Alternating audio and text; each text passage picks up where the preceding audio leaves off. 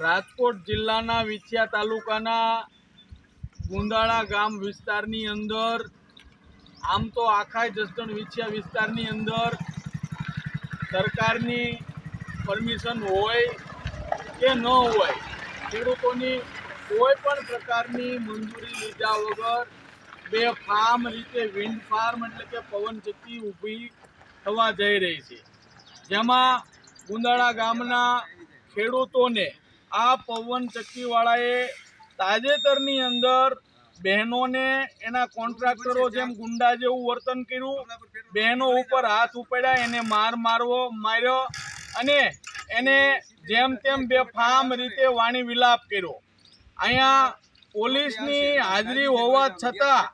Police પ્રશાસન હોવા છતાં આ પવનચક્કીવાળા બેફામ રીતે વાણી વિલાપ કરે, ખેડૂતોને દબે, ખેડૂતોને મારે, તેમ છતાં ગુજરાતની અંદર કાયદો વ્યવસ્થા છે કે નહીં એ અમને ખબર નથી। આ ખેડૂતોની એક જ માંગણી છે કે જ્યાં સુધી અમારી મંજૂરી નથી, અમારી માલિકીની આ ખેતીવાડીની જમીન છે જેના કાયદેસર તમામ ડોક્યુમેન્ટ હોવા છતાં કોઈ પણ પ્રકારની અમારી મંજૂરી લીધા વગર આ પુરાણ કર્યું, અમારી વાડીની જે વર્ષો જૂની વાડ હતી ભાંગી નાખી અને એની અંદર મસ્ત મોટા વાહન હકાલવા માટે, પવનચક્કી ઊભી કરવાના સાધનો હકાલવા માટે અમારી વાડીનું નુકસાન કર્યું, જેના માટે આ લોકોએ કીધું કે અમારે કોઈ પણ પ્રકારે અહીંયા વાહનો ચલાવવા દેવાના નથી, અમારી મંજૂરી નથી। ત્યારે આ ખેડૂતોને આ પવનચક્કીના કોન્ટ્રાક્ટરો દ્વારા મારવામાં આવ્યો। આજે આ ખેડૂતો કાયદેસર રીતે એને જે મારવામાં એની FIR કરવા માગે છે, ત્યારે રાજ્યના ગૃહમંત્રી, મુખ્યમંત્રી અને રાજકોટ જિલ્લાના કલેક્ટરશ્રીને કહેવાનું કે જસદણ અને વિછિયા વિસ્તારનો ચોથો દાખલો છે।